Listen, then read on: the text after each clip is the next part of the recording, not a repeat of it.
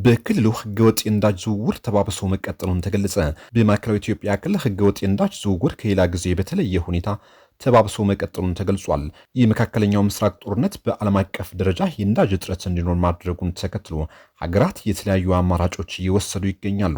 በኢትዮጵያም ችግሩ እስኪፈታ ያለውን የነዳጅ መጠን በቁጠባ ለመጠቀም ህገወጥ የነዳጅ ዝውውሮችና ያልተገቡ አሰራሮች በሚተገብሩ ግለሰቦችና አመራሮች ላይ መንግስት እርምጃ እንደሚወስድ መግለጹ የሚታወስ ነው።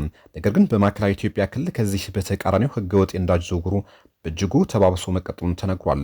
በክልሉ የነዳጅ አቅርቦት እጥረት ምክንያት በማድረግ ያልተገባ ጥቅም ለማግኘት ሲሉ አንዳንድ ስግብግብ ነጋዴዎች በክልሉ በተለያዩ ሳይቶች፣ በመጋዘኖች በህገወጥ መንገድ ነዳጅ በማከማቸት የሚነግዱ ህገወጥ አካላት ላይ እርምጃ እንደሚወስድ በተደጋጋሚ ቢገለጽም ለውጥ አለመምጣቱን ተነግሯል። የክልሉ መንግስት በጥቂት ቀናቶች ውስጥ በህገወጥ መልኩ የተከማቸና ሲዘዋወር የተያዘ ብቻ ከ30 ሺህ በላይ ነዳጅና ቤንዚል በቁጥጥር ስር ማዋሉን ገልጿል። በክልሉ በነዳጅ ማደያ በአሁን ሰዓት ነዳጅ ማግኘት ከባድ ሆኗል። ይልቁንም ዜጎች ነዳጅ ለማግኘት ጥረት የሚያደርጉት በህገወጥ ነጋዴዎች እጅ ነው።